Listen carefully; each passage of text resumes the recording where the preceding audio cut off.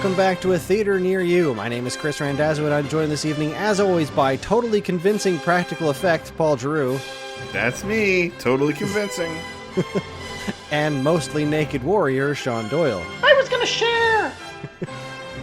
This month's letter was M, and we went with my pick, Masters of the Universe, which was certainly a memorable film. How did Courtney Cox's career recover from this mess?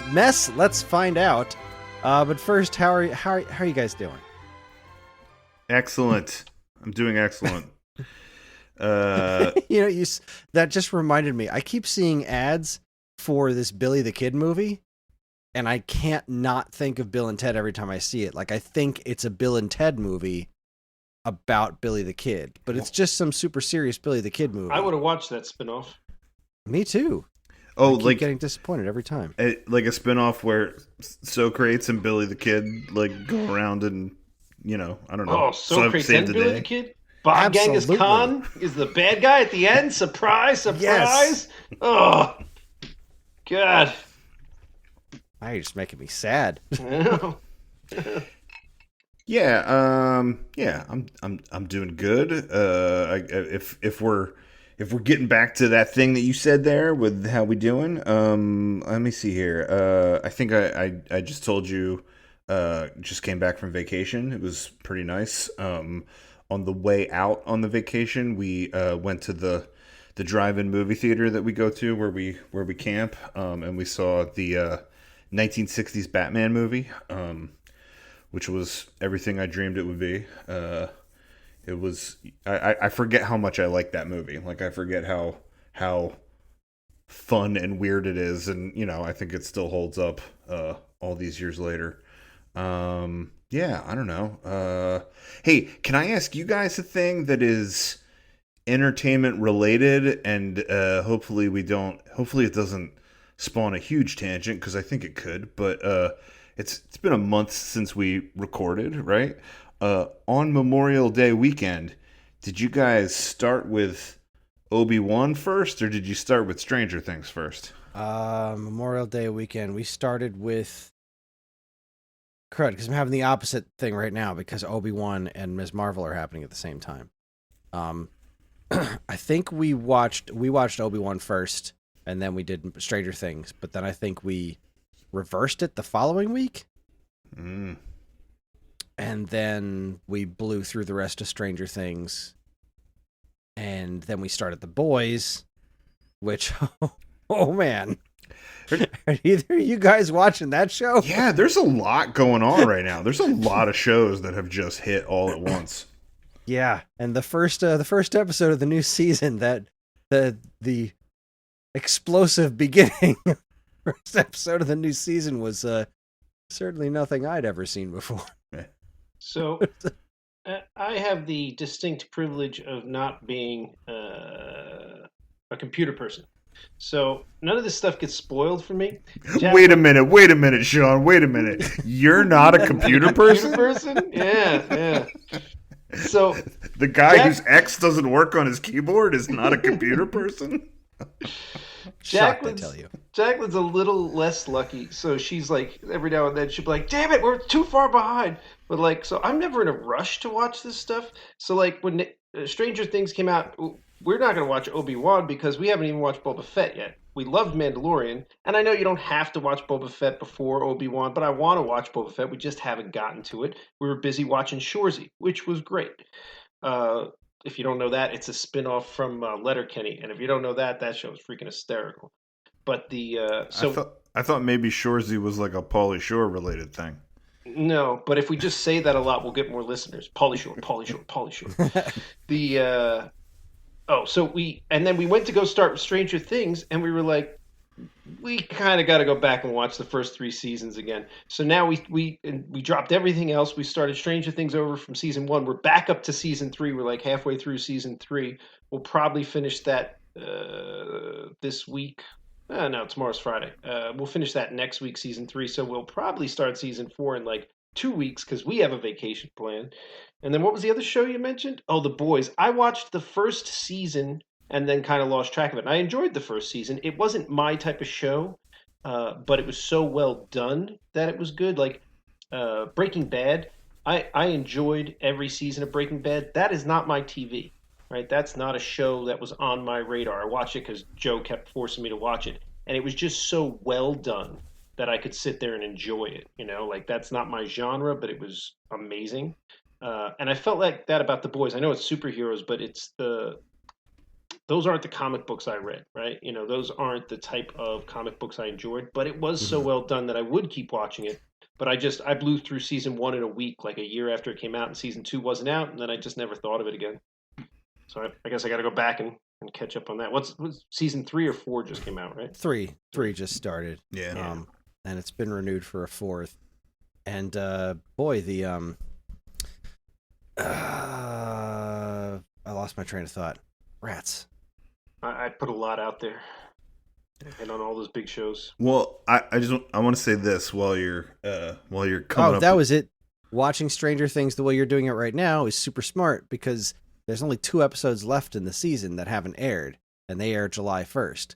So as long as you keep on this trajectory, and you'll be able to do all of season 4 with no break. Are you kidding me? There's only 2 episodes left. I thought there was like another. I thought part 2 of the season was another like 7 or 8 episodes, like this was.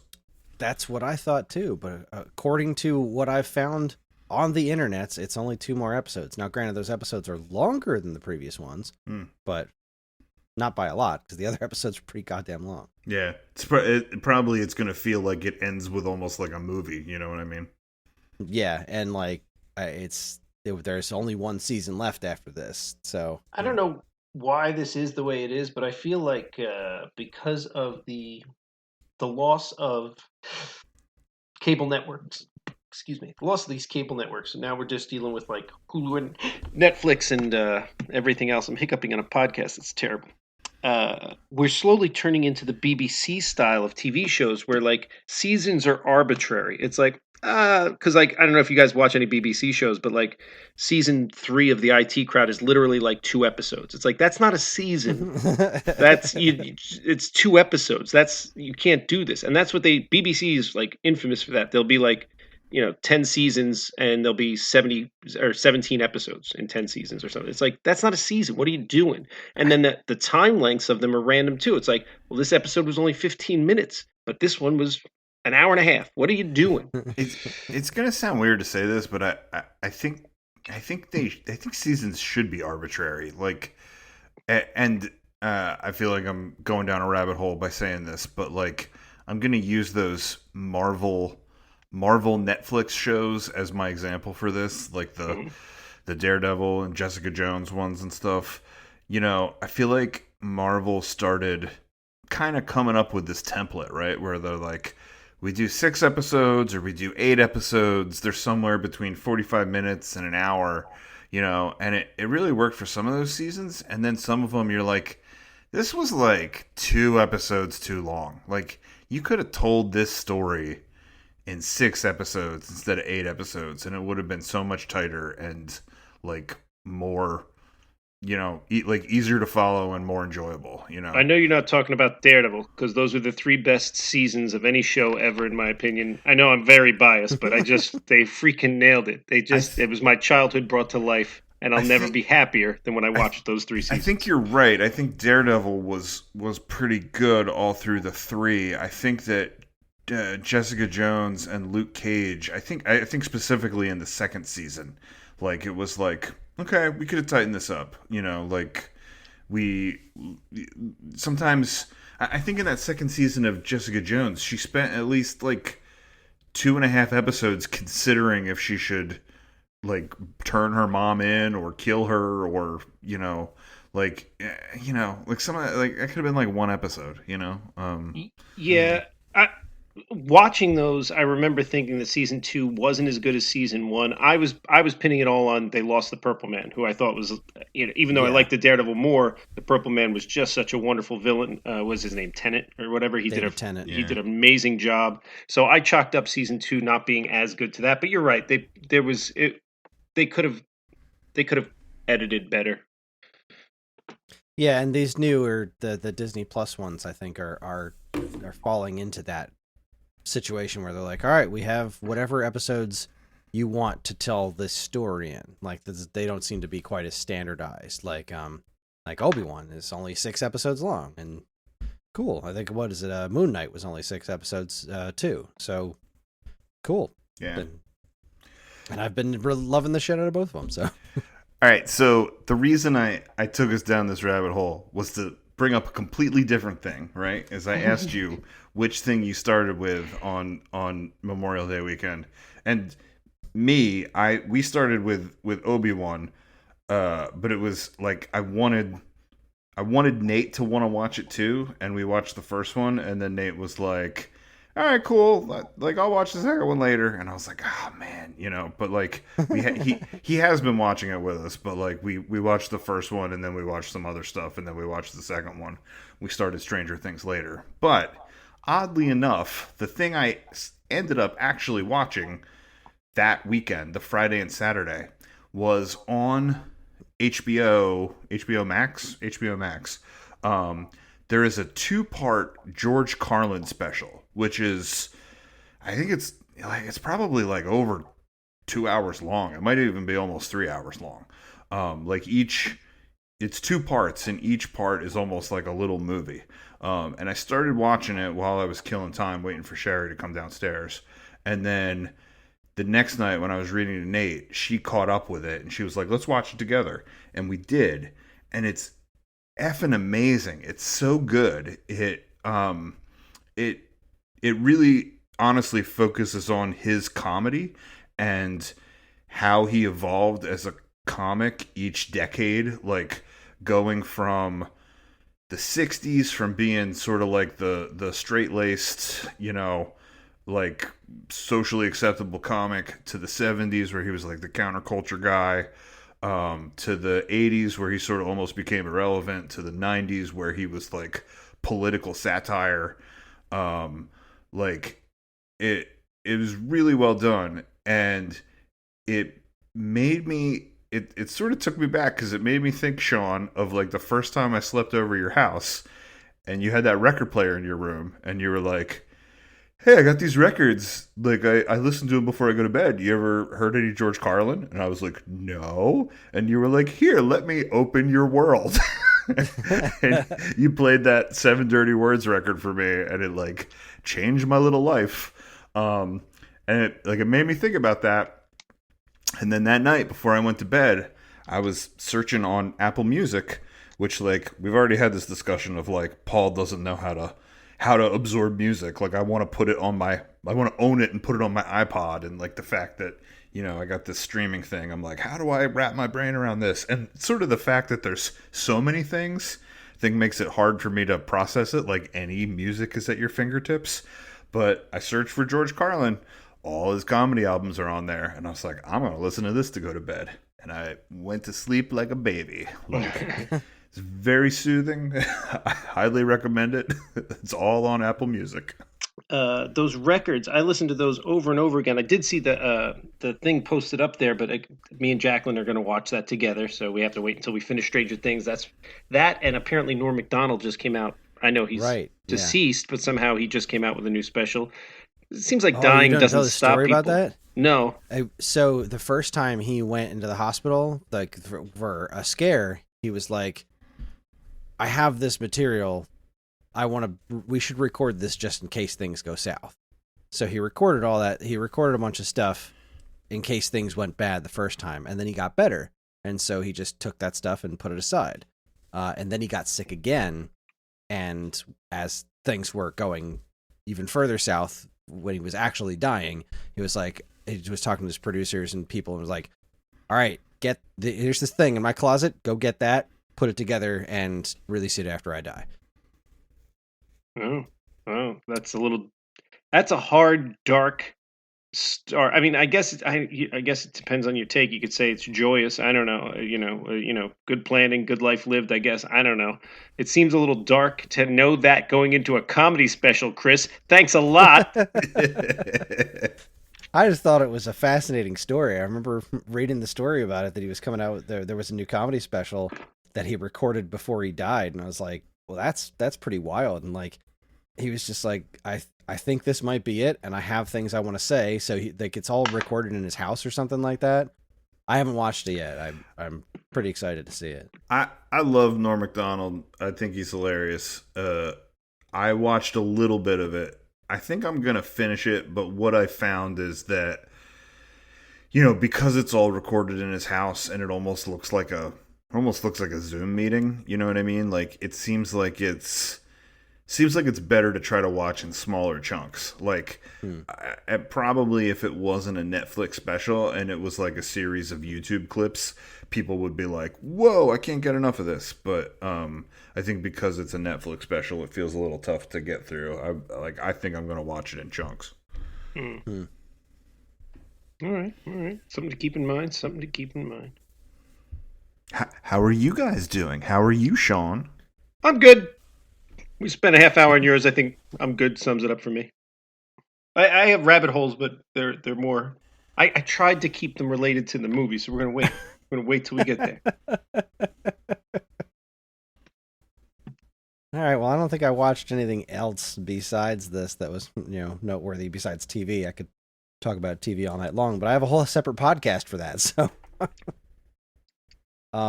yeah, I guess let's get to work on Masters of the. Right. Wait a minute. You guys watch Masters of the Universe?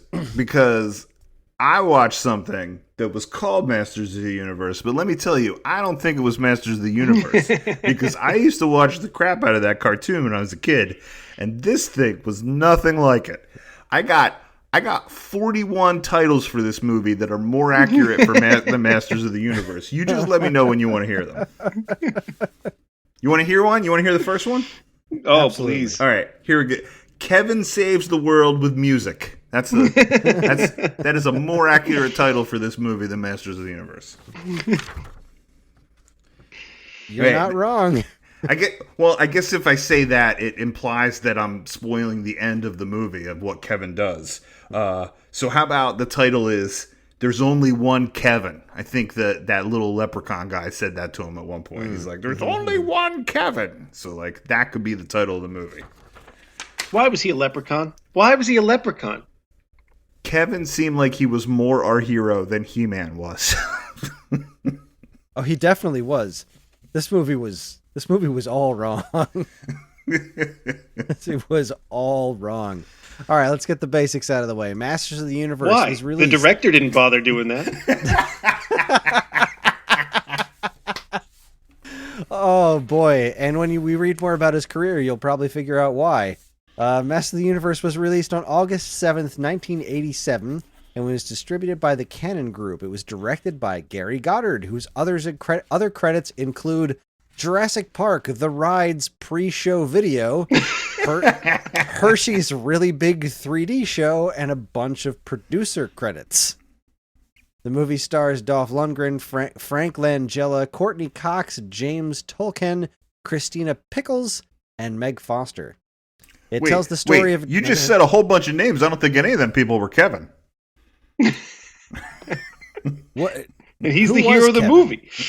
Yeah, but like, what was the actor? Because I don't recognize him at all. Oh, no. I don't know. Yeah, but I believe he was the star of the movie. But I think you just absolutely named was. He Courtney was the Cox. central part of the movie. You just named Courtney Cox, whatever she was, He-Man and Skeletor, right? Think of the names you just gave us. Dolph Lundgren, Frank Langella, Courtney Cox, and then James Tolkien, Christina Pickles, and Meg Foster. Meg Foster was Evelyn, right? Her part was so small. And that's not really complete. I just I don't know. We're bringing her up the internet says Christina Pickles is the sorceress of Castle Grayskull. That was a tiny ass part. Yeah, that was even smaller than Evelyn. I can tell you that James Tolkien. I recognize that name. No, I recognize his name. He played the cop. He played Lubbock. Oh yeah. That was a real important role right there. Yep. I have a lot to say about Lubbock. He was super important because you couldn't. Oh, did this movie come out in 91? Is that what he said? 87. 87. Okay, you couldn't have a 1980s movie without that guy in it. Like he was in all three Back to the Futures, right? He was the principal. He's usually like a cop or a principal. It's usually a secondary role. Which is Wow. the reason I recognize the name, and also was confused the whole movie. I kept calling him Skinner because when he was introduced to us, when Lubbock the cop was introduced to us, he was at that dance. Like those creatures like blew up that dance. And so Right. then I'm like, there he is. Principal Skinner, or not Skinner? Was Not that Skinner. No, it couldn't have been Skinner. What was What's it his in Back name? to the Future? His name was Principal Strickland. Skinner? Strickland. There it is. There Oh it is. God. Skinner. Yeah. That Wow. was So not- Kevin's like pretty low down on the list of people here. He wasn't even listed on the Wikipedia page as one of the people who's starring. Robert Duncan McNeil was him, and it looks like he also was in some episodes of Star Trek Voyager, and he reprised his role in Star Trek Lower Decks. Which, if you've never seen that show is fantastic. Is that the cartoon? Yeah, I haven't seen it. it's fantastic. Yeah, all right. But yeah, and he hasn't really done a whole lot else. So that's a thing. Perhaps. Anyway, the movie tells the story of a team of heroes trying to get some sort of weird musical key away from the evil Skeletor and his minions by fleeing to our world in the 80s and then blowing a bunch of stuff up. And there's a guy named Kevin who saves the world with music. Yeah, I don't even know that is a great explanation of what this movie was. Here, you want another one of my 41 more accurate movie titles? How about this one? Hit me. The Scrotum-Faced Leprechaun and the Synthesizer. How about that one? That's a good one. That's a good one. You didn't ask us a key question yet, which is one of my tangents. So go ahead and ask your question, Chris. So how did you watch this movie? All right. I'm going to take the 41-minute answer, Paul. Unhappily. Oh, see, I had a ball watching this. This is my kind of garbage. But anyway, go on. Oh no, it was. I enjoyed myself. I watched it by non-nefarious means. I think it was on HBO, if I'm not mistaken. I'm going to say HBO. Yes, it was. And I don't remember what I ate. I didn't take note of that, but I couldn't come up with a Masters of the Universe themed snack. But what I did, I was like, somebody must have made a He-Man alcoholic beverage. Let me go find that. So what I found was there was this bar called something and larder. Let's call it Barrel and Larder. Barrel and Lard, something like that. Larder, right? That's like a cellar. Whatever. And they had an entire, this is what the website said, an entire He-Man themed cocktail menu, right? And then they gave the names of the drinks, but not how to make them, except for one, which was the Sword of Protection. They did tell you how to make that, which is actually the name of Shiva's sword, which isn't He-Man, but it's his cousin. We'll let that slide. That belongs on the list. I'm fine with that. You're stretching a little, but it's great. But one of the Same drinks, universe. same universe. But one of the drinks was the Panthro, which at first I'm like, this guy must really love Masters of the Universe. And then I saw the Panthro and I was like, that's not right. That's not right at all. What are you doing? You got all Masters of the Universe themed drinks and then the Panthro? And That's one Thundercat? One Thundercat. Just one. It's a weird move. But anyway, the Sword of Protection. They could have called it the Battle Cat and they didn't? The Battle Was there Cat. Of course. No, I didn't see a Battle Cat. Son of a bitch. Son of a bitch. What the hell? Why? Why Panthro? I couldn't. And I would have called up and complained, especially after I had a couple Sword of Protections in me. Except apparently just recently they went out of business. They were in Colorado. That wasn't going to stop me from calling them and having a conversation with a bartender. But they went out of business. Somebody should check the way that He-Man had Battle Cat or Cringer. Didn't Skeletor have a big purple panther? There was a big purple panther toy. I don't actually remember it in the cartoon, but I guess it was there. There was a toy. Didn't he ride on a big cat? Was it named Panthro? Oh, Panthor. Oh, maybe I'm illiterate. Maybe it's all okay. and I was a little lit up, so it was probably that. Everything's probably okay. I take back all my negative vibes I was sending out to the cocktail designer at the Barrel and Lard in Colorado that is no longer there. The Sword of Protection, by the way, a little bit of absinthe, drizzled around the inside of the glass, followed by a lot of rye, a lot of brown sugar, and a little bit of walnut bitters. Yeah, it was delicious. I'm drinking one right now because I had to go out and buy rye and walnut bitters because I don't have those things. But yeah, that's how I intook this movie. And Jacqueline did not watch this one with me. This is the first one. Even Mortal Kombat, she was like, "Yeah, wait for me. I want to watch Mortal Kombat." Not this one. She was like, "No, you're good. I'll pass." Yeah, I couldn't get Karen to join me for this one either. I say you're drunk, Sean, and go have yourself a snarf. Indeed. Panther. I didn't remember Skeletor's cat's name. That's on me. And my illiteracy. But okay, how'd you intake it, Paul? I'm gonna say that while I watched the movie, that I had a cup of coffee, because I'll cop to watching it this morning. I did actually watch it on Saturday night, but I think I didn't pay attention to it. Like, I was annoyed by it, and I was like, it started, and I was like, I don't know what this garbage is, and like my brain kind of like tuned it out. And so while I sat there and watched it on Saturday night, I felt like I didn't absorb any of it, and I was like, this doesn't seem fair for the podcast. So I watched it again this morning, and yeah, I think I got a lot more out of it. But I sat and had myself a cup of coffee this morning and watched the movie. Nice.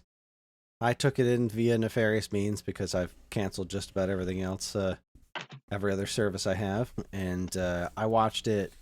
Karen had something to do, so I attempted to watch it by myself, but this movie put me in a happy place. It's that kind of like 80s cheese. It's really bad, but like kind of in an entertaining way.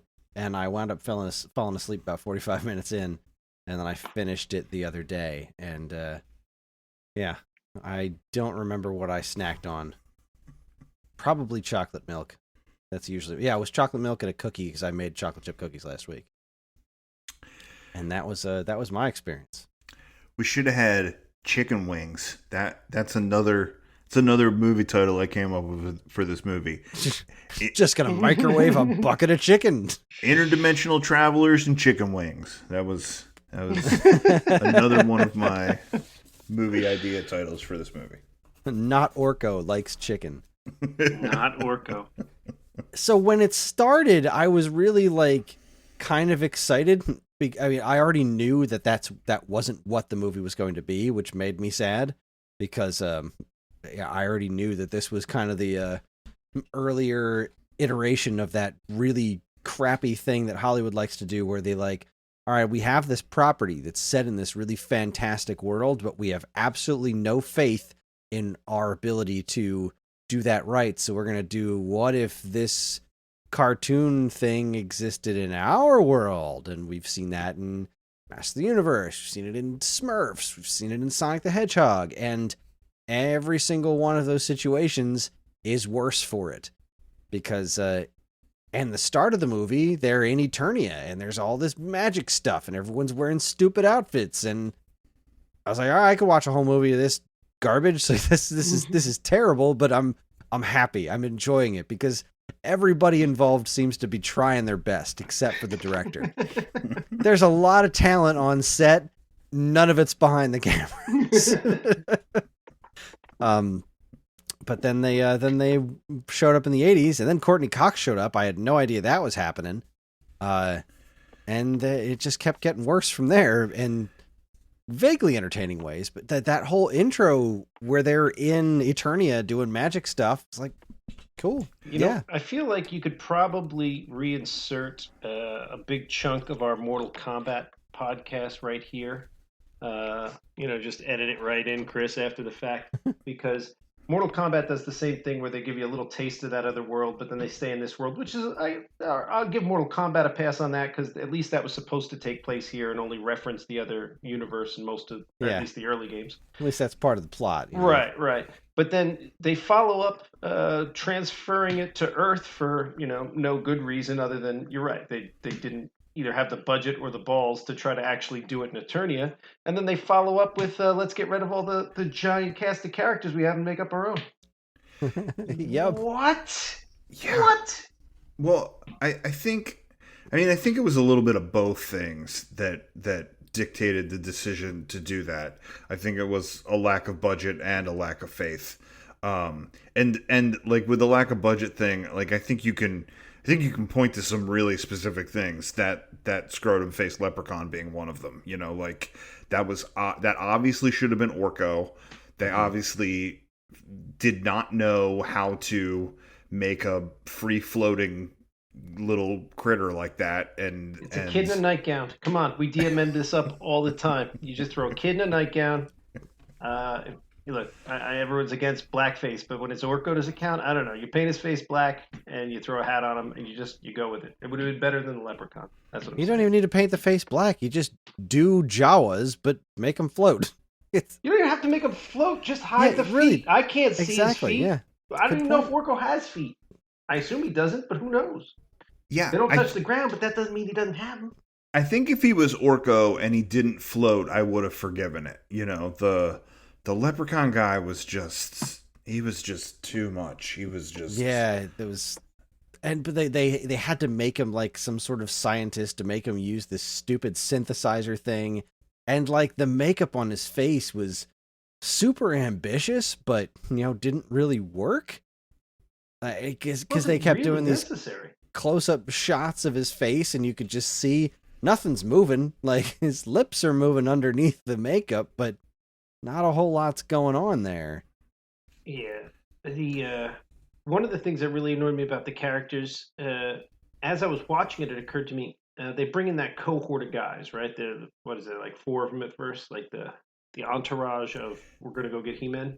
Yeah. They were his best mercenaries, he said.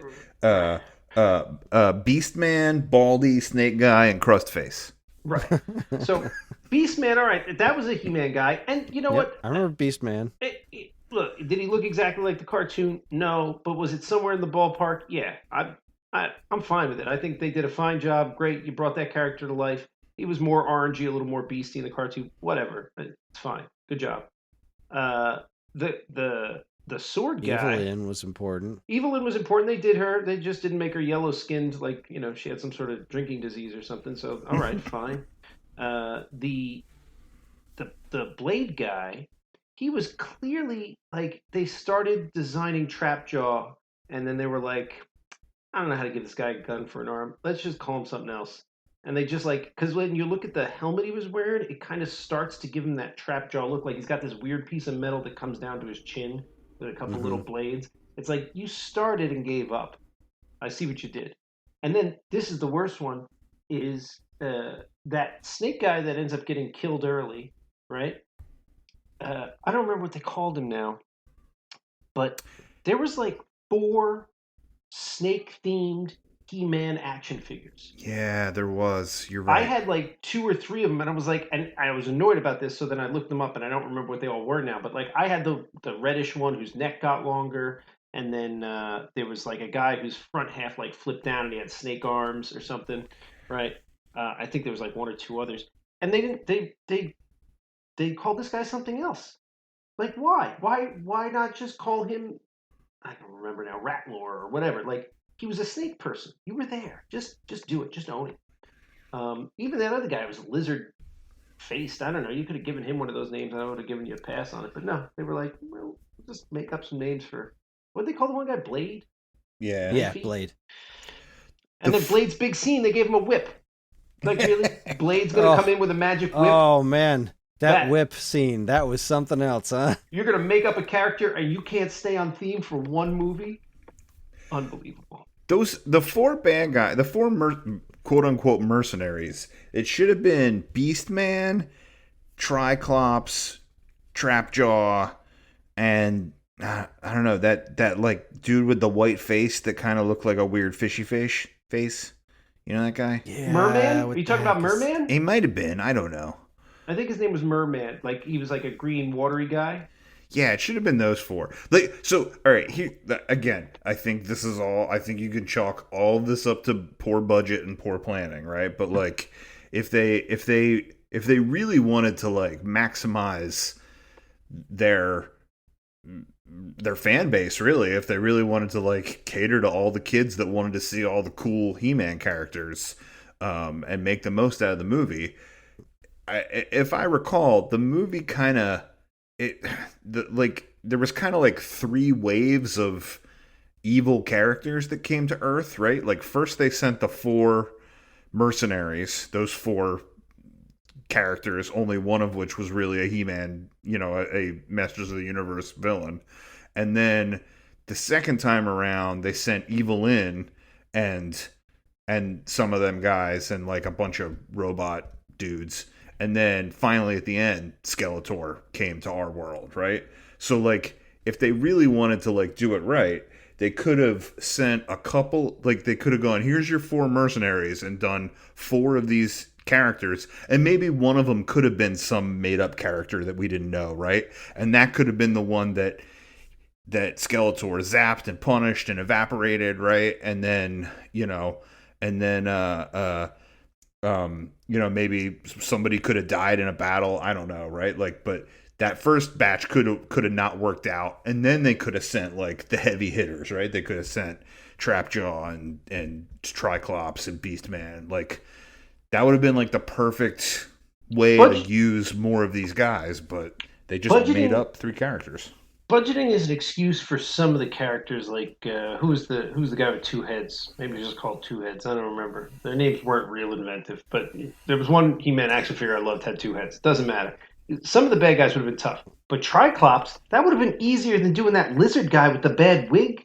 Like that guy had a lot of makeup. Triclops, you can phone that in, right? I mean, you just need a big bulky dude who's mostly naked, and you throw this weird little thing or visor around his head, and he can't. He's got to act without being able to see. Well, I think Triclops would. I mean, I'm sorry. I think Trapjaw would have been a no-brainer. I mean, like you made the point that like maybe they didn't know how to make his arm a gun, but like who cares if he had a freaking Trapjaw? Then he's Trapjaw. You know what I mean? That's like really all you needed to do there. Yeah. Yeah. If they just called Blade Trapjaw, I would have almost gone along with it. I don't know. Do the helmet a little different. I would have been like, fine, whatever. Yeah. Oh, yeah. Lots of bad decisions right out of the gate for this non-director. Just a huge set of missed opportunities. Like, how did this guy land this job? Like, it's a bummer because it was such a huge property and it really could have been something super stupid and fun. It's a 1987 high fantasy movie, which obviously was going to require a decent amount of special effects, but there's so many weird decisions, like the decision to take him out of Eternia. Really, all we saw of Eternia was the throne room and Skeletor's castle. But then you got the casting of Skeletor as Frank Langella. Like, Frank Langella is great, but he's not Skeletor. I was going to say, you're saying like it's 87, it's fantasy, so it's not good. You got some limitations. Right there, they did, like, in 87, if not 87, like 86, 87, 88, they did so many great fantasy movies in that era where they did stay in the weird world, like Neverending Story and Legend and Labyrinth, and Time Bandits kind of went in and out of weird worlds and our world, but, not because of budgetary constraints, because that was what the story required. So, like, and all of those movies came out, I think, in the later half of the 80s, like, all within a few years of there. So Hollywood was, and I don't know that they were super high budget movies. Hollywood knew how to do fantasy landscapes. Like, they were on it. Like, I know we didn't have the computer stuff we have today, but that wasn't holding people back at this point. So I don't even know that that's a fair excuse to wield out in defense of this one. I think the point that you're missing in all of those movies is they had real talent behind them. You think about stuff like Dark Crystal and Labyrinth and Willow, like those worked because they had the right people behind them. This was kind of like what we were looking at with King Solomon's Mine. We're like, that was great, let's do that. And then they just did that. They were like, all right, well, we have this property, so let's make it work. Sure, just go with it. And then they wound up with this steamy pile of awful movie. Now, again, I did think it was really fun to watch because the soundtrack was ridiculous. It was everyone on screen was charismatic. So that was definitely something worth watching. It made more sense than King Solomon's Mine in a lot of ways, but I don't know that I agree that everybody on screen was charismatic. I thought He-Man and Skeletor were kind of boring, and I thought they were the most boring part of the movie. And yeah, but they were barely in it. well, which is the whole problem. And I like to your point about just the decision making that went into this and the way that this was handled. Like, I think that not only did it shortchange the idea of Masters of the Universe, it made you, I don't know how to put this. It made you, even to invest in it on that level, it made you need to know about Masters of the Universe because it didn't give you any context for the bizarre shenanigans that you were seeing on screen. So, let me give you an example. Kris, you just talked about Skeletor in his castle. Skeletor was not in his castle. Skeletor was in Castle Grayskull, which is where He-Man lived, where He-Man gets his power from, right? And I think they said in the beginning, in a mesh of garbled nonsense, that they said that Skeletor has taken over Castle Grayskull and that now all the forces are trying to get it back, blah, blah, blah, right?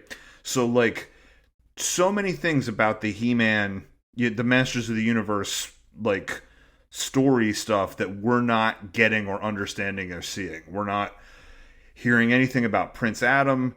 The Battle Cat isn't in it at all. There's, and like, in order to even understand who you're looking at with He-Man and Man-at-Arms and Teela, you like have to already know who those characters are, right? And so, like, if we were gonna make a like a Batman movie or a Spider-Man movie, I guess I'll give those two examples, right? Because I feel like those are franchises that have been made over and over again, and sometimes you go into the weeds and you're like, here's the spider biting him, or here's the Wayne's getting killed in the alley, and like you lay out all the stuff, right? Or sometimes you're like, hey, everybody knows this stuff, and we're gonna hit the story at this place, right? But even if you do that, you're gonna throw in some line of dialogue somewhere that is expositional for the people that have been living under a rock and don't know what that is. Like, there's going to be some conversation with Aunt May where we mention Uncle Ben, or we're going to have some conversation with Alfred where we strategically mention his parents, right? Like, there's going to be something where we get that stuff out of the way. But, like, this movie was so convoluted. They wanted, like you had to know all this Masters of the Universe stuff, and then like they put it in our world and kind of like assumed that you had the context of this world of Eternia to like understand what the hell you were watching. Like, it was really tough. See, I felt like when watching the movie that the movie was hoping for the exact opposite. I felt like the movie was really hoping that you didn't know anything about the mythology behind Masters of the Universe, because it was just doing its own thing as crappy as possible, with like just taking the shortcuts out of everything as far as narrative was concerned, and just kind of hoping that the fact that Dolph Lundgren was occasionally on screen swinging a sword looking kind of like He-Man was going to be enough. And how did they downplay Dolph? Like, I know it seems stupid, but then, like, not just downplaying He-Man. Like, Dolph Lundgren was a big name right then, right? I mean, he'd already done Rocky, and he was like a big action guy in the late '80s, early '90s, right? Like, they paid for him, they got him on screen. Paul's saying it was a little flat, but I don't think he did a terrible job. I'm not pinning this on his performance. and they just like left it. I assume there was more footage of him. They were just like, nah, let's Yeah, focus on this kid. Yeah, no, this dude. First, we're gonna turn the focus to Courtney Cox, and then we're gonna make her boyfriend the most important dude in the universe. yeah. What? I actually thought Dolph Lundgren was all right, and I think that a lot of the issue with it was, was a lack of featuring him and a lack of faith in him, and also just the way that the story was told. Like, like I feel like I saw He-Man in the beginning, and then I paused it the next time I saw him in the movie, and 30 minutes had elapsed.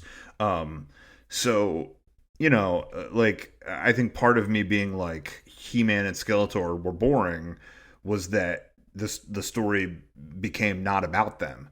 But I think for what he was given, Dolph Lundgren did a pretty good job. And I think the other thing that was impressive about Dolph Lundgren is that he's fucking big and impressive. Like, he looks like He-Man, and because nobody else is going to look like a big hulking barbarian like that guy, it meant Dolph Lundgren had to do all those stunts. And I thought, I thought Dolph Lundgren was pretty cool to watch. Unfortunately, I thought the opposite of Skeletor, and Yeah.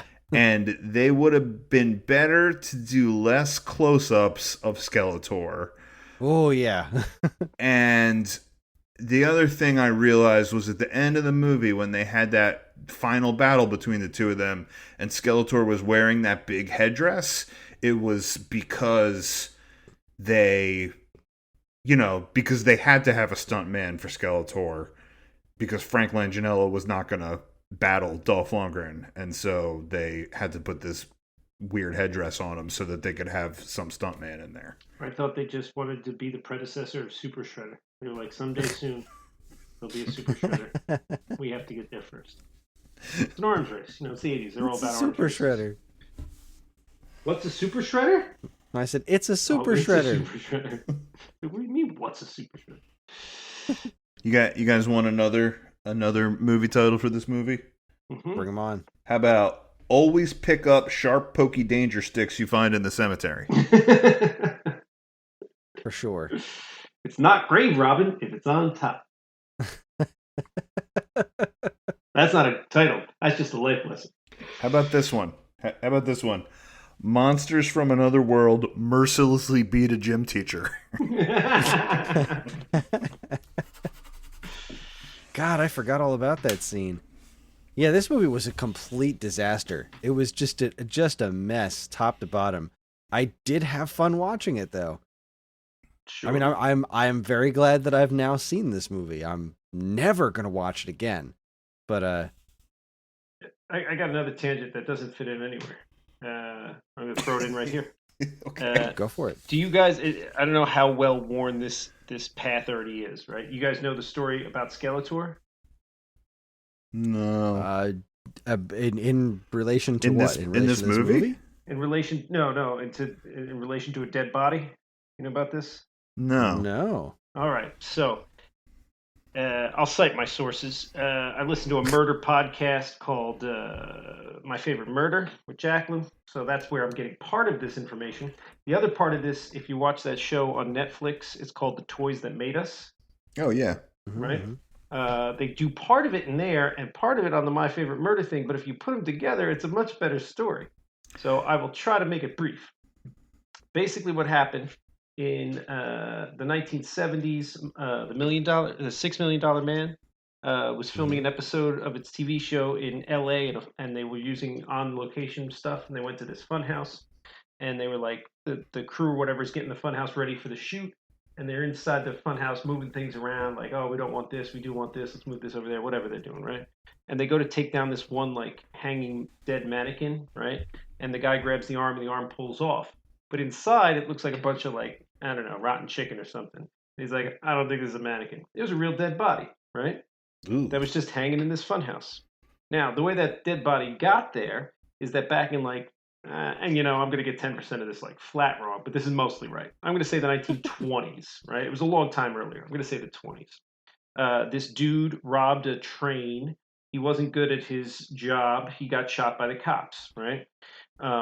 And apparently he robbed the trains because he wanted to be famous. That was his whole, like, he didn't need the money so much as he was just trying to make a name for himself. He's like, I want to be famous. I'm going to rob trains. And the cops shot him because that's what cops do. And nobody knew his real name at the time, I think, something along those lines. So apparently back then, they would just put dead bodies in coffins and sit them up in front of, uh, I guess, the coffin maker guy's business, right? On display, right? And then people could come by and like claim their loved ones, right? So maybe it's early in the 20s. Maybe it was like 1890s or something. But whatever, doesn't really matter. So here's this dude, wanted to be famous, got himself killed. So he sits out in front for a few years. Some guy comes by, he's like, "Oh, that's my brother. I came here from Oklahoma to get him, etc., etc." The mortician or the coffin maker, whatever it is, he's like, "Okay, whatever." The guy takes him. That guy was not his brother. That guy just put him in a traveling like carnival thing, and he called him like the bandit of the West. Come see the greatest bandit the West ever had. Whatever nonsense he billed him as, right? And he toured him all over America for years and years and years. And then eventually the body got too rotten, and they started billing him as the 1,000-year-old man. And then he continued to go around in this carnival for a while as the 1,000-year-old man. And then at some point he got sold to some sort of horror, like a Ripley's Believe It or Not museum type thing. And then that went out of business. And when they were selling off their stuff, that got sold as a wax prop to a this horror house in LA. And so they thought it was just a prop. And so they hung it up in this horror house, right? And then, they figured out the whole thing, and they pieced it all back together after the dead body was found in the 70s, and they, et cetera, et cetera, et cetera. Fine. That story is all well and good, right? Let's go to right before the $6 Million Man gets made, like the late 60s. This little kid's going through that horror house, and he sees this dead body hanging, right? And he's just freaked out by it. It just traumatizes him, right? He's like, I am freaked the fuck out. Pardon? No, we curse. Right, we do now. He's like, I am freaked out. Like, traumatizes this kid, right? His dad's like, whatever, it's just a dummy or whatever, right? That guy, this like hung with him, right? That guy went on to do all the original art for Masters of the Universe. And explicitly in the Toys That Made Us thing, he says, I based it on the thing in the horror house that freaked me out when I was a kid, that later on in life, just in like the 80s or whatever that story came out with the $6 Million Man, like 10 years after he had seen it, he got vindicated because it was a big news story at the time, dead body found in a horror house or whatever. Like, they didn't have the whole story, but they had that part of it, right? And he was like, I knew it. And when you look at a picture of the dead body, you can see where the inspiration for Skeletor came in. He was like, it was the lips and the eyes. The eyes were all sunken in and the lips got all small and it looked like this little crease of a mouth. He's like, that was the inspiration for Skeletor. So if you put the two stories together, it's a fun little story. That's awesome. Which brings you back to the guy. He wanted to be famous. He ended up on every little kid's bedroom floor in the 1980s, right? Who didn't have a Skeletor action figure sitting on their bedroom floor at some point?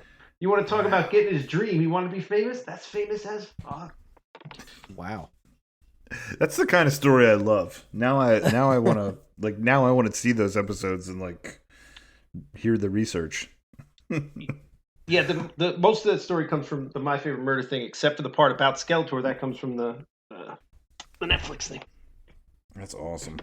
Yeah, it's good times. Wow. I had 3 tangents, and I've done 2 of them, and I don't remember what the third one was. I had some notes. I don't know where they went, so that one's not happening. I wrote down so many things about this movie. I mean, I'm just about tapped out. You took this movie a lot more seriously than I did. No, I have so much more. I'm so sorry. No, go for it. I'm fascinated. Let's go. All right.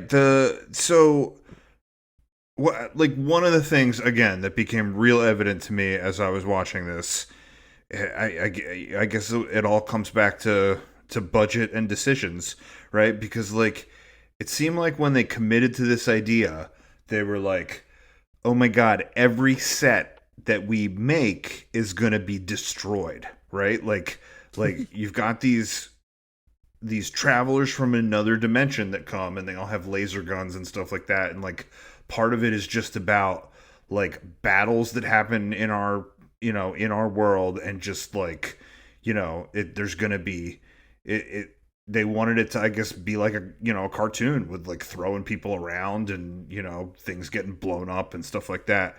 And it was like you could see the fingerprints all over the decisions. Like, why was that big battle in that junkyard? Like, it was so weird and it made no sense. And I felt like it was just because they could literally throw people around and not have to worry about continuity or what they already blew up because it all just looked like junk. Like there was three or four sets where it was like, just, hey, we're gonna destroy stuff. And I felt like the school gym was like, all right, we make a bunch of like silly school dance props, and it's like, all right, like we make 6 like crappy pyramids or Eiffel Towers or whatever it was, and it's like you get 6 takes, like we shoot that thing and we light it on fire, and like we arts and crafts like 3 or 4 more, and it's like that's how many takes you get, and like with the junkyard, I just felt like it was like, all right, let's you could throw people around. Like, I just felt like it was so weird that they had that fight in the junkyard. But then when I saw how they destroyed that music store, I was like, all right, I guess this is why they did it, because they're going to destroy every set, Sounds about right. But which makes me think it wasn't so much a writer or director steering this ship as much as it was like being mildly nudged by all the people who had to make scenes happen. Yeah, totally. Like, well, we can't do that part of the story because we don't have that costume, so it's not going to be Trapjaw. Sorry. Costume department has spoken. This fight scene can't be on the top of the building where you wanted it to be. It's got to be in a junkyard. Sets has spoken.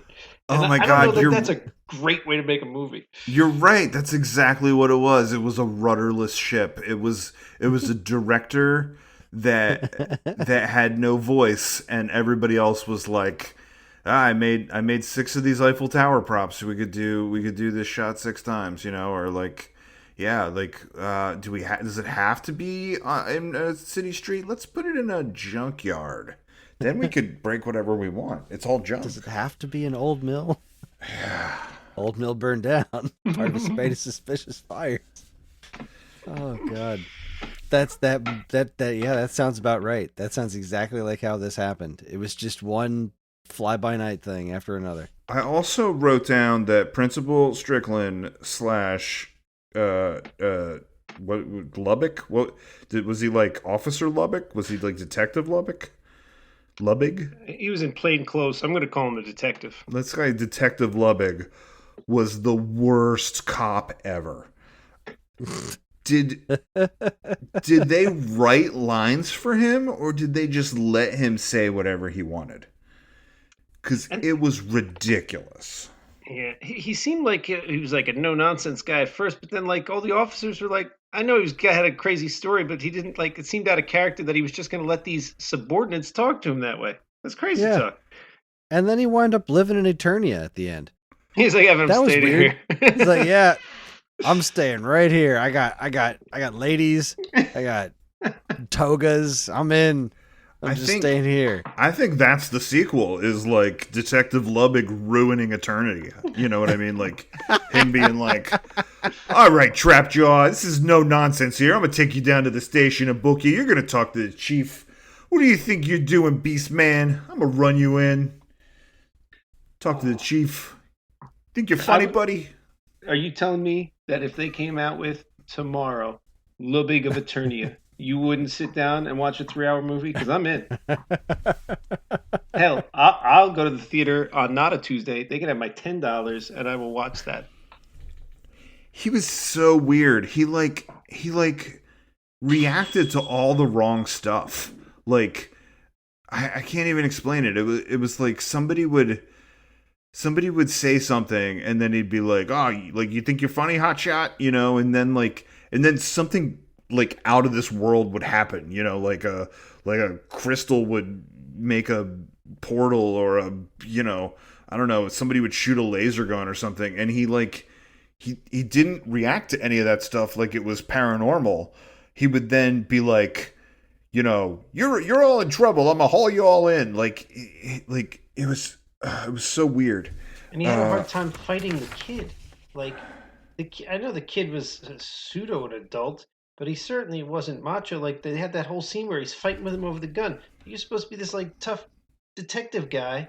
This kid's like 17 and kind of scrawny. I mean, I was scrawny, but this kid was kind of scrawny. And like, it's like a battle. Why is that a battle? Why can't you beat this kid? You're a trained officer. What is Yeah. happening? Sorry, I didn't write this down exactly the way it happened, but I'm trying to piece it together from what I wrote down. It was like it was like it was like Tila took his gun, and then it was like everybody get in the back for your safety, and he fought with them, and he was like, all right, I'm going. And then she gives the gun to Kevin. So like she looks at him and was immediately like, you're not trustworthy, you're gonna like screw up our battle. And she's like, Kevin, you should get this gun. And then like he continues to like berate Kevin and like threaten to arrest him and like lock him up for 800 years or something like that, right? And then there's this like ridiculous battle where there's like lasers going off and like things are exploding, and like he's still fixated on Kevin and the gun, right? And then I don't remember what happens. Somebody gets shot or something. I don't know, but whatever. And then the friggin' leprechaun gets the gun and fires it. And he's not like, I'm gonna haul you in, leprechaun. He's just like, oh, okay. Like he reacted to all the wrong things. Like I felt like they just gave him a rough idea of what funny things they wanted him to say and not an actual script. Like it was like, I know that guy's that's exactly what happened. Like that's what happened. No, I'm not for 100% certain, but I would be shocked to hear that that's not what happened. I feel like so much of this was made up on the spot. You just said Leprechaun, and it rang a bell with me.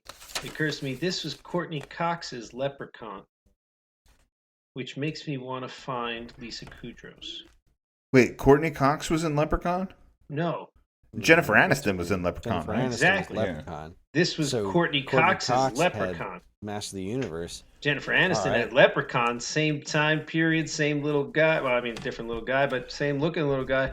Now we got to find the Lisa Kudrow Leprechaun. What was her early mistake with a funny little man and a terrible movie? Because I want to watch that movie. Oh my god! And then there should be a show that's like Friends, but it's the three of them and the three leprechauns.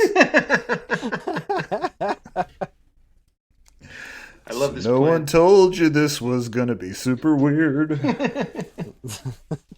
All right, there was a TV movie of Close Encounters. She played a Valley girl. Maybe. It depends on what came out of the spaceship there. It would have been a little something. They made a TV show out of Close Encounters, and I missed that? How did I miss that? That seems right up my alley. I have more questions. Okay. How old is Julie, and does she live alone?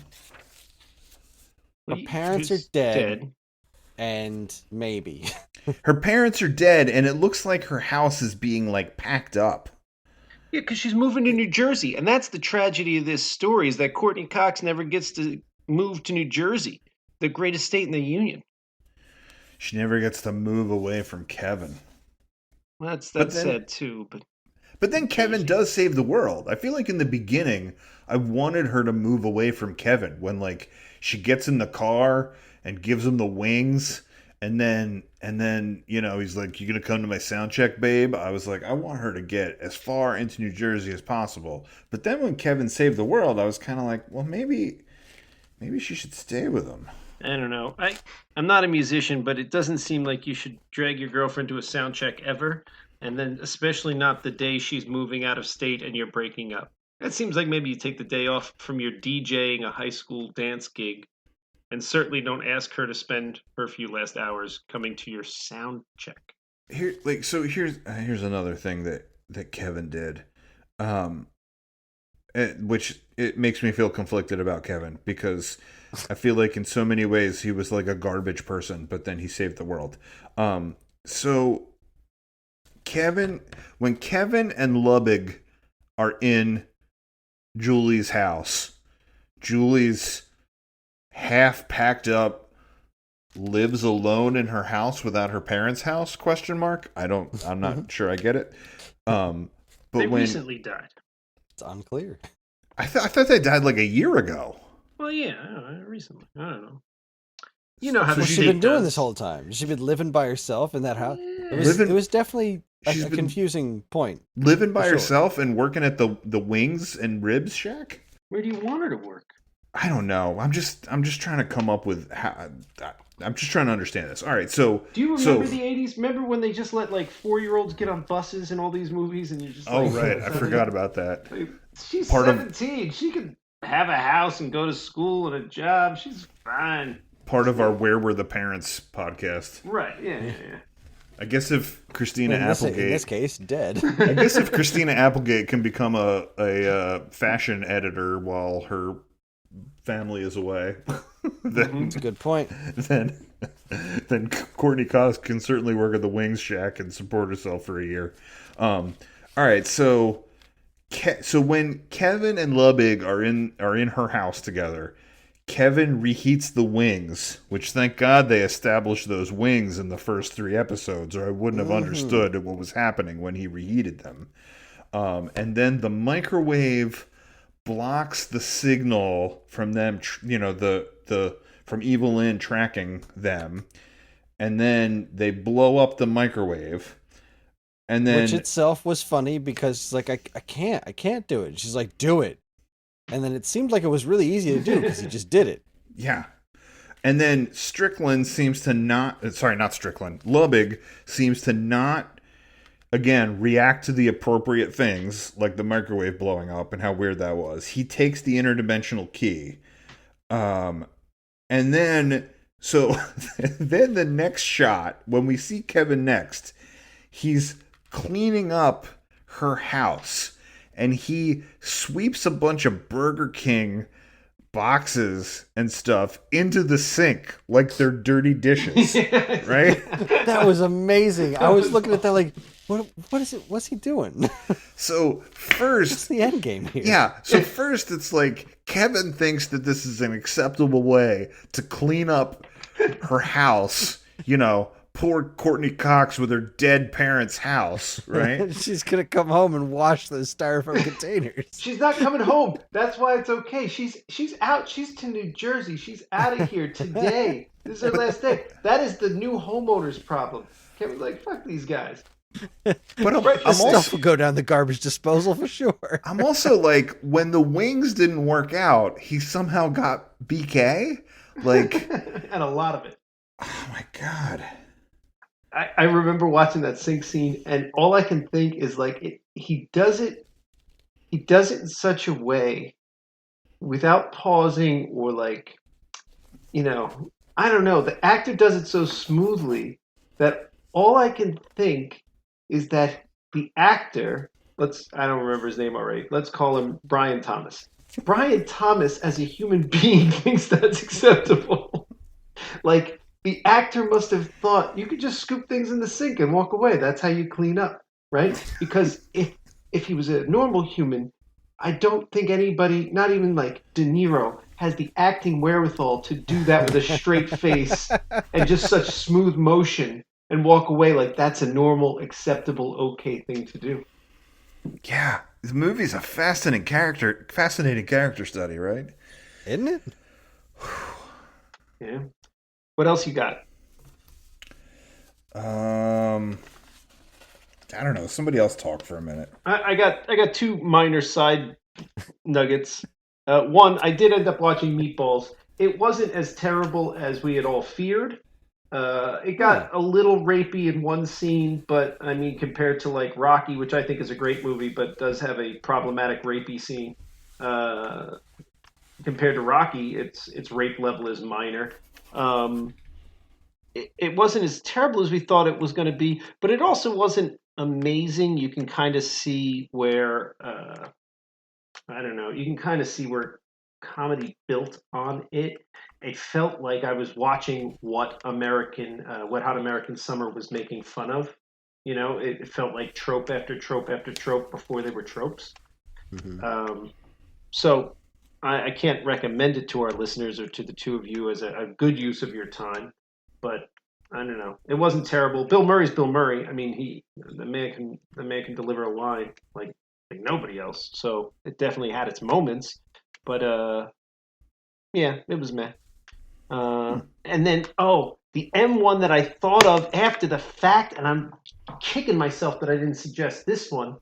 My Science Project. I can't recommend this enough. I just watched it the other night. It is a mid-'80s movie. The only big names in it are Dennis Hopper, who plays an LSD science teacher, like an LSD using science teacher, and who's the guy who played in Short Circuit? Who Fisher Stevens? is he the one who they made him play an Indian guy and he's not Indian? Yeah. He's in it. He plays like a greasy Italian kid. That was very overly stereotypical greasy Italian kid. Like they were just pushing hard.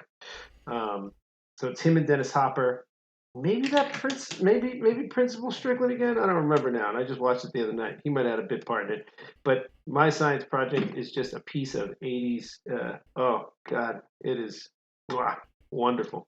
Can't recommend it enough. I am not familiar with this movie. I'm gonna have to check it out. Yeah. I found it for free the other night. I watched it on a non-nefarious site. I think it was like Tubi or not Tubi. Yeah, I think it was Tubi. I'm not 100% sure, but you can find it for free just on your situation. It might have just been on YouTube. I don't think anybody's protecting the copyright on this bad ride because I mean most people would say this is not a good movie, Sean, but they're wrong. It's great.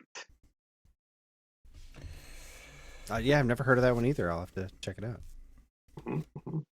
If you like high school kids fighting Bob Genghis Khan in their school gymnasium and then finding a dinosaur in the next room and a space alien in the one after that, like if you just want some nonsense happening for no apparent reason, well, I mean they give some science reasons, it's science, but it's great. That's more than this movie gave. Yeah. No, I wish we'd watch this one. You realize we did this whole podcast. We've been talking for over an hour. I think we probably spent about 10 minutes actually talking about the movie because it's just if we're telling our viewers whether or not to go spend their time watching it, I'm going to say no, unless you got a real nostalgia, a real urge for that nostalgic late '80s feel. And I was about to say He-Man feel, but no, if you've got a nostalgia for He-Man, don't watch this. If you just got a nostalgia for like late '80s bad movies, sure, go ahead. If you just want to be able to say you've seen this movie, because that's where I was at. Like, I've never seen Master of the Universe before. It seems like a cultural experience I should have in my life as a human. Mm-hmm. We're trying to fill in the blanks on important movies I've never seen. Not that this is important, but it's like I was a kid who loved Master of the Universe, and I never saw the Master of the Universe movie, even though I knew it was bad. And now I'm glad I've seen it, though it is definitely as bad as I thought it was going to be. But I did have fun with it, so that's something, I guess. I can't recommend this to anyone in good conscience. Paul's like, absolutely not. Not at all. That is a mixed review. Chris is basically a yes. I'm like a yes with a lot of provisions there. You got to be searching for that feel. And Paul's just like, no, absolutely. I'm 100% with Sean. I'm 100% with Sean. It's yes with some very serious provisions. Like, you've got to be damaged like me. A normal person should not go out of their way to watch this movie unless there was some sort of like Mystery Science Theater or riff tracks attached to it. Oh, why didn't they do that? Did they do this? They should have done this. It would probably make it more tolerable. It would probably be a pretty good movie. It's a pretty good setup for it. And that's why it put me to sleep the first time, because it put me in my happy place, which is watching Mystery Science Theater, which is the sound of bad old movies. Yeah. Yeah, I guess I'm pretty well tapped. I mean, I wrote down a lot of stuff about I wrote down a lot of stuff, but I feel like a lot of it is the same thing, and it was just me being mystified by Lubbock. Like I just couldn't wrap my brain around him. I also wrote down that I thought it entertained me that what's the leprechaun's name? Gwildor? Let's say yes.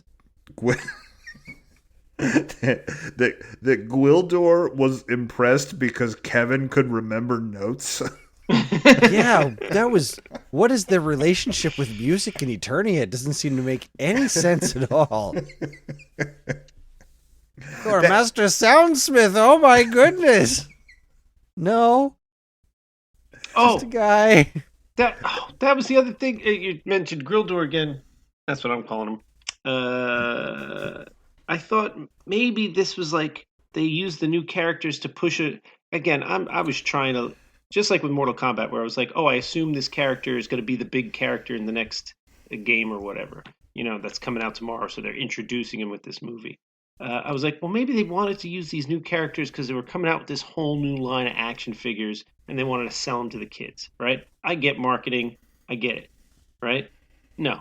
They made the Grildor character, and I think that might have been it. There might have been like a limited edition Blade character that you could like somehow get. But like they didn't make any of those other new characters. So it's like it wasn't even a shameless money grab. Like, sure, shameless money grab it up. That's not what it was. So Yeah, it was one other thing I thought. That whole scene just blew me away because it was like, yeah, it was like, how can we remember the tones, And then Kevin reiterates the tones, and he's like, oh, and it's like Kevin literally just performed a task that like we all did if we had a Simon, and. Oh, you see, what you don't understand is that everybody in Eternia is really stupid. And then, like, Gwildor starts, like, rattling off some, like, weird nonsense, like, science stuff. He's like, well, I'll need a quantum glorifier or something like that. I have a quantum glorifier in my pocket. No, not even in her pocket. She literally took a thing off of her shoulder that had been there the whole movie. Like, what? Oh, I got one of those. Sure thing. No question. What? Why? What? Yeah, it was bananas. And then they went into Eternia, and then what's his face? Strickland, Lubbig, follows them into Eternia and continues to like react to the wrong things. Like they're firing lasers at him, and he's like, "I was in Korea, and it wasn't even this bad." Like, this movie was nuts. You want to know what else I read about this movie, or like maybe watched on a like YouTube clip or something? Apparently, they weren't going to finish it. They were just going to give up. like apparently they made 90% of the movie, and they were just out of money, and they're like, we're not going to finish it, And then I don't know, the people lobbied for it, or the stars. People. Tell me the stars put in their own money to finish this. I don't know. People made a big deal, and then they somehow greenlit it for them to finish it. But apparently, that's why the final battle with He-Man and Skeletor looks so weird, and it's like in the dark and stuff. Is like they apparently they ran out of money. Like it was like they were just going to stop production, and they were like, well, we literally can't release the movie without this battle between He-Man and Skeletor. And, that's kind of why they did it in like low light, and it was like uninteresting and didn't have special effects, because it was the last thing they did when they were out of money. Like, did you notice that? They crossed swords and then everything went dark? I just thought that was I thought that was something that the director just thought looked cool. Yeah, apparently they were out of cash. It was a little jarring. True. It was like, what is happening? But considering all the other jarring things that had happened, it just kind of felt par for the course. It was like, exactly, all right, baby, yeah, keep it a rocket. Just seemed like okay, sure, let's do that. Seems like it's. I'll try spinning. That's a neat trick. He never had a shield, I don't think, which was like an iconic part of the toy. That shield, it was like a gray with the orange, like there's like a cross on like a circle. Yeah, that was supposed to be on this little chest thingy there too. Yeah.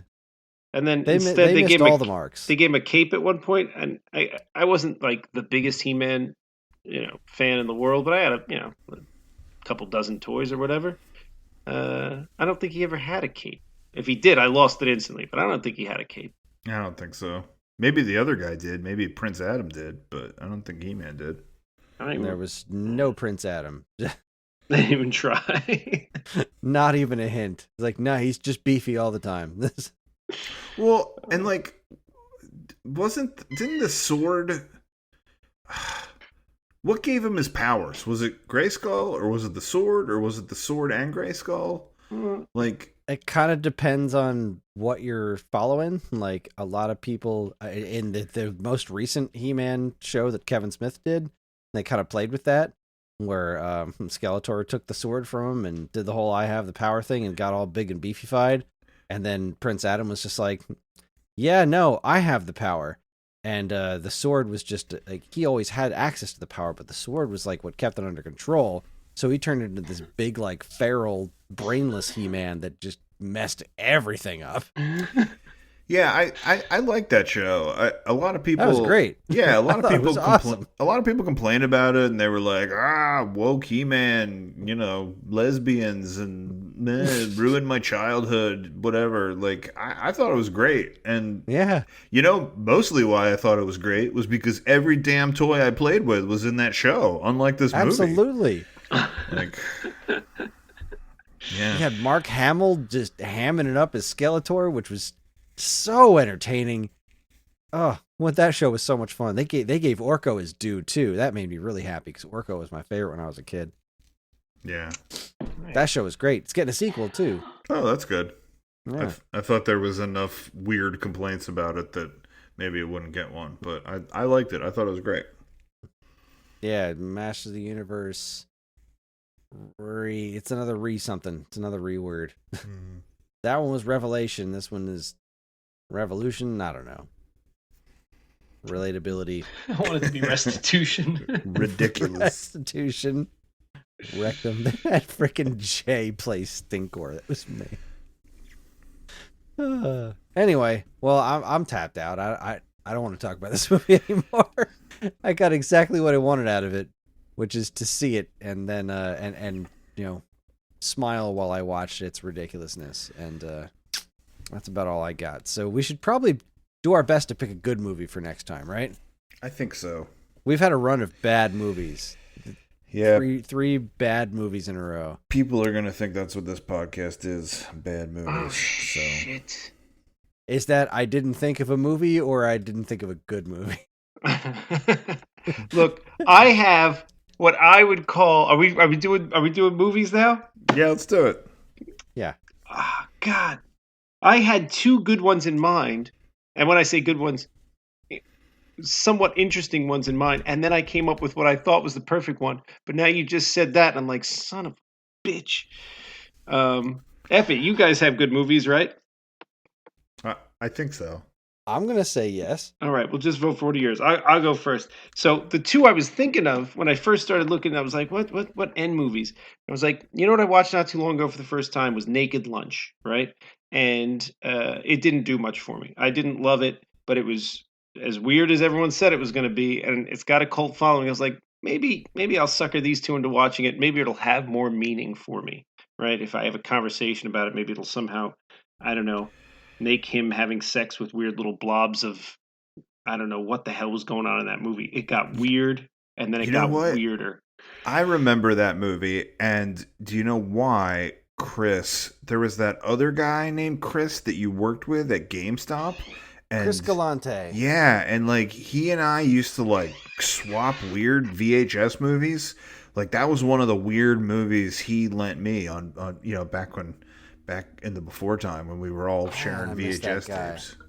Right. Kris Galante was a fascinating dude. I totally miss him. So that wasn't even the movie I landed on. That was one of the ones I came up with. The other one I came up with before I found my perfect movie, which is not perfect at all now, was Neighbors. If you guys haven't watched Neighbors, I haven't seen it in years, but I think it's probably worth a rewatch. It was Dan Aykroyd and John Belushi, and they're neighbors, and one of them's terrible, right? But Dan Aykroyd and John Belushi, you're working with something there. Oh, that's funny, because didn't they like remake that movie with like Seth Rogen and like Dave Franco or something? Yeah, they did. You're absolutely right. And I think actually the Dan Aykroyd and John Belushi might have been a remake of like a 20s movie, if I'm not mistaken, or 30s, or like a black and white and old movie. But I didn't decide on those two because then I was like, holy shit, this is the one. And I'm sure Chris has never seen it because he doesn't like horror movies. But God, I'm going to get voted down here because we're looking for a good movie, and this is not going to fall into that category. But you should both watch this movie anyway, and all our 7 listeners should watch this movie anyway. Night of the Creeps. Oh man, Night of the Creeps. It is the most 1980s, just dripping with 1980s zombie movie ever. If you look it up, it says comedy horror. I do not think it was meant to be a comedy. It is not a comedy horror. It is a horror movie that was done in the 80s and it's funny.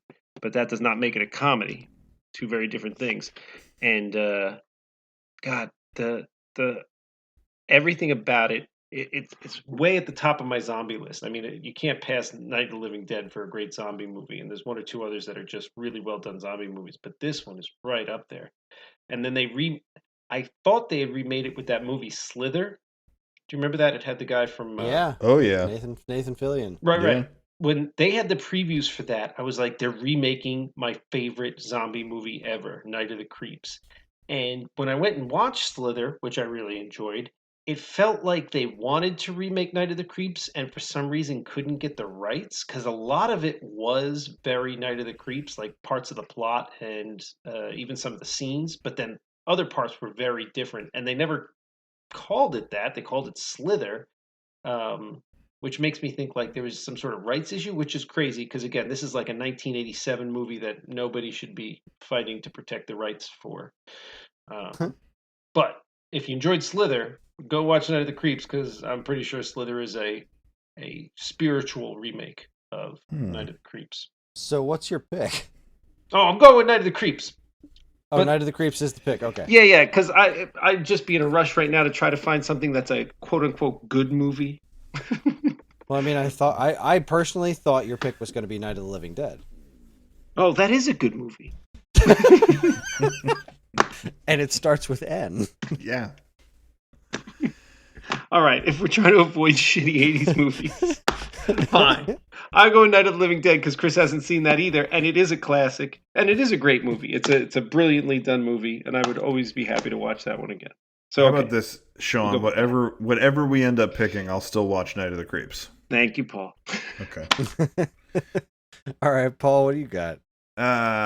Yeah, I don't know. I probably did the same thing. I went through a bunch of different options for N. And I think ultimately what I decided on, and again, I think this was solely based on the fact that we've either, sometimes with the best intentions in mind, but the last 3 movies I think have been not great movies. Absolutely. I like with Lawnmower Man, I had full intentions of picking something that I thought would have a spirited episode because I literally thought that it was something that I was supposed to have seen, that it was a notable movie, and that I figured probably the special effects wouldn't hold up, but I was surprised that it was so god awful. But I think with all 3 of these movies, we had the best intentions, and then, it was like, good God, what have we done? So I'm going to pick a movie. My pick is going to be something, not necessarily that I know to be a great movie, but I'm fairly certain that society has said that it's a good movie. I'm pretty sure I've seen it, probably in a film class. Maybe even a high school film class, so you guys might have seen it decades ago. It's the baseball movie called The Natural that has Robert Redford, and he gets the bat that is from the tree that gets struck by lightning, the sort of mythical bat. So my pick is going to be The Natural. That's a Solid fun movie. pick. Yeah. Well, flipping a coin on this one. I got 2 picks that I'm really interested in watching, but I have to. All right, The one I'm going to skip over is one that I haven't seen in a long time, which is The Neverending Story. I used to love that movie when I was a kid, even though it was like really messed up. I'm very curious how I'd feel about watching it now because it's been a very long time since I've seen it. But instead, I'm going to pick my favorite comedy of all time, The Naked Gun, because it's my favorite comedy of all time, and I could stand to laugh. Also, if you were to pick Neverending Story, I would spend the whole hour of the podcast going, Never Ending Podcast. La la la la la la la la. All right, well, I guess let's vote. So, just before we vote, we did a good job then. I mean, we had to rein me in, but Night of the Living Dead, The Natural, and Naked Gun, all of those movies should be on people's top list. Like The Natural's, that's a top 10 sports movie of all time, easy. Night of the Living Dead, top 10 zombie movie of all time, easy, or horror movie even. And Naked Gun, that's way up there on the comedy list. So these are all good movies. Good work. Go team. Go team. Go team. All right, everybody ready? Standing by. 3, 2, 1, fight. Oh, wow. Okay. All right, Natural it is. Cool. I was so split on the two of them, but I was like, you know what? I'm gonna do this for Karen because she loves inspirational sports movies, and I feel like she would enjoy that better than Night of the Living Dead. All right. Well, then I guess our next pick is Paul's pick, The Natural. I was split on your guys too. I was like, at first I was like, yeah, Never Ending Story, and then I thought about it and I was like, I feel like I'd have a lot to say about Night of the Living Dead, but sounds. Never Ending Story wasn't the option, right? Oh, yeah, what was it? It was The Naked Gun. Oh, sorry.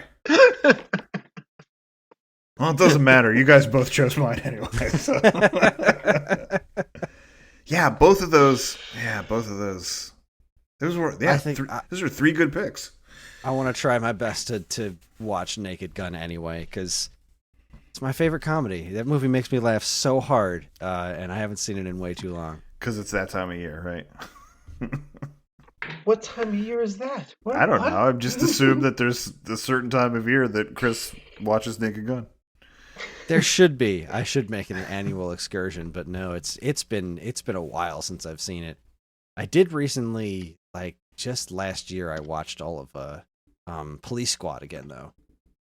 That show's freaking great. Oh, I never watched Police Squad. Oh my god, there's only like 6 episodes. It's like almost like a nothing show, but every episode is brilliant. So 3 seasons on the BBC. Exactly. Nice. 2.5 seasons. Series. They're not seasons, they're series. All right, so The Natural is our pick for our next episode, and it is available on Tubi and probably other methods as well. But there you go. We're going to talk about baseball. It's going to be awesome. Any final thoughts before I wrap this up? No, I think the 10 minutes of time we gave to Masters of the Universe was about all it deserved. Agreed. All right, then. A Theater Near You is a part of the Geekade Podcast Network, and if you'd like to get in touch with us to share your comments, movie suggestions, or whatever, you can send us an email at mail@geekade.com. We can also be found on most social media outlets and the official Geekade Discord server, all of which can be found in our show notes. Thanks for listening, and we'll see you next time in A Theater Near You. Good journey. I have the power.